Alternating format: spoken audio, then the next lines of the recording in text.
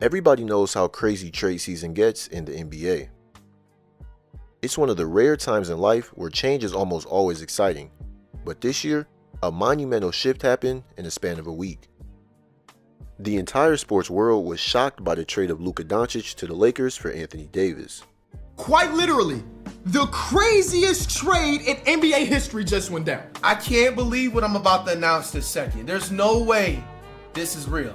I've been a Mavs my whole entire life since I've been a baby. This is the worst moment in the history of my life. Why are we trading the best player, the franchise player?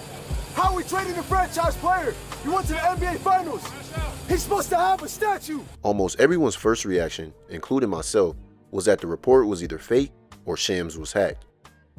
But instead, the most surprising trade in sports history went down, and this move, among many more, is going to have a huge impact on the way NBA GMs operate, and it's time to see why.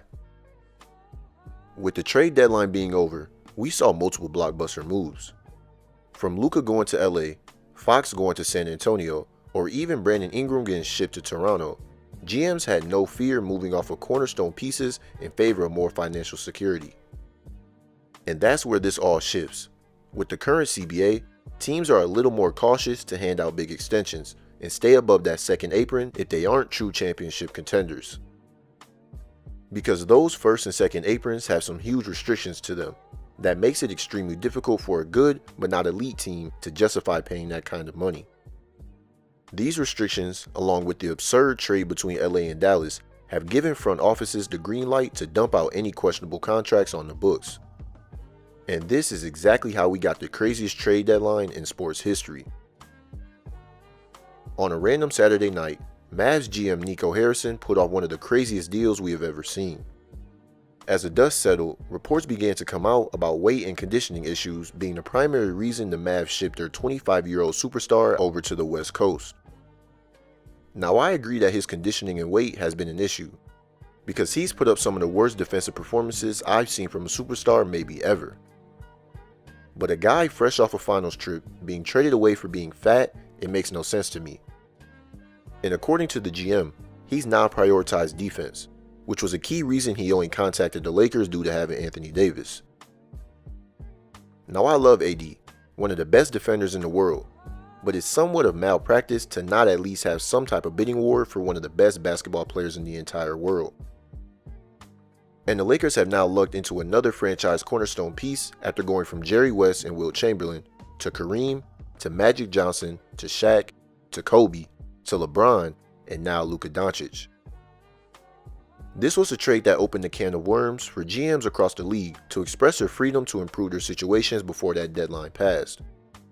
We saw De'Aaron Fox get traded to San Antonio, somewhat of an expected move over the past month or so.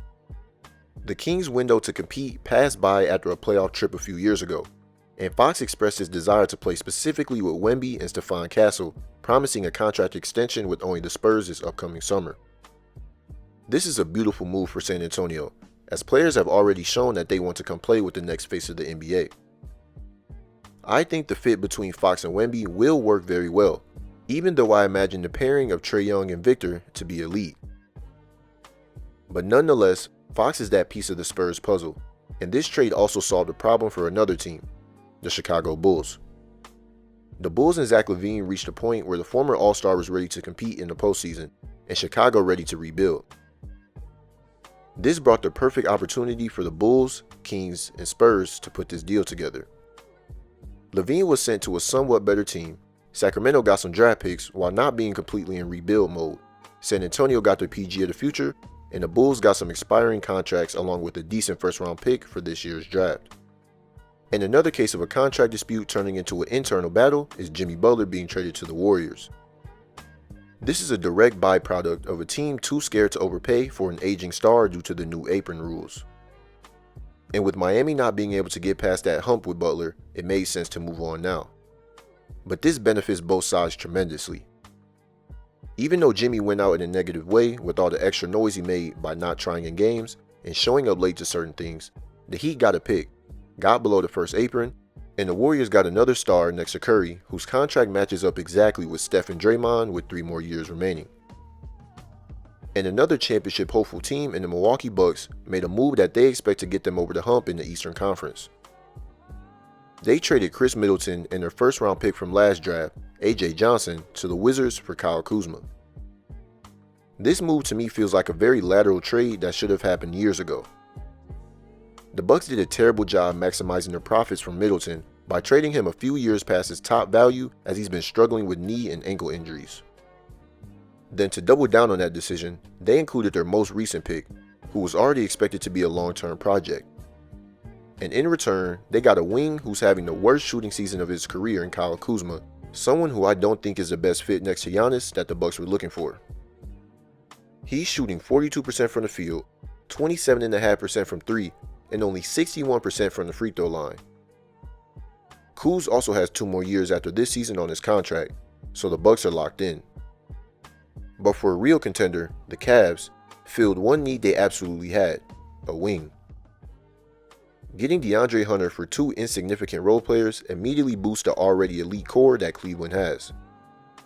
Their biggest issue was a wing scorer and defender, because with the Celtics being full of elite wing players, having someone who can somewhat match up against the best will help a lot. It'll be interesting to see if they start him at the 3 or bring him off the bench, a role in which Hunter thrived in with Atlanta, being second in odds to win Sixth Man of the Year. And the last major trade has a complete opposite impact in the league today. The Pelicans traded longtime star Brandon Ingram to the Raptors, a trade that was random and low-key shocked and confused me at first. But as time has passed, the move makes more sense to me. The Pelicans are in a bad spot and somewhat of a purgatory situation where they have good players, but they're always hurt, which results in losses and instability. And they have a rising star that needs more touches, someone that no one is really talking about. Trey Murphy's elite play over the past few months has absolutely influenced the Pelicans' willingness to trade Ingram. Even in the last 20 games, he's putting up 25 a night on nearly 50-40-90 splits. And with his traits on the defensive side of the floor, it's now a priority for New Orleans to guarantee him all the opportunity to grow into his full potential. And for Toronto, they did a horrible job with their return on investments in the Siakam and OG Anunoby trades, as they didn't get a single first-round pick in either of those deals. But they put together a decent roster with guys like Scotty Barnes, RJ Barrett, Grady Dick, and now Brandon Ingram. And they still control their own assets, so there's a chance to put together a good young core for the future. Ingram also agreed to a 3-year extension with the team, so he's locked up as well. But every team's situation was different this deadline, and like I said at the start of the video, these new apron rules are real and have huge implications on roster building. Pairing that with the blockbuster deal with Luka and AD, there is nothing off the table for anyone anymore. We saw more of that with KD's name being shipped around due to the Suns' cap situation. With Bradley Beal having a no-trade clause and Phoenix not having any real future in sight, the Suns see an opportunity to recoup some assets back by trading 36-year-old Durant to cut their losses from the miss that came by trading for Beal. And we've already gotten reports on other guys like Ja Morant, Giannis, and Zion Williamson potentially being traded this summer. Some big implications are upon us, and the NBA is in a state where constant movement might become the norm. Because this entire deadline has impacted the future of the league. And even though trade culture has already been crazy for the NBA, I only expect it to get even bigger. Appreciate y'all for tuning in, and I'll see y'all next time.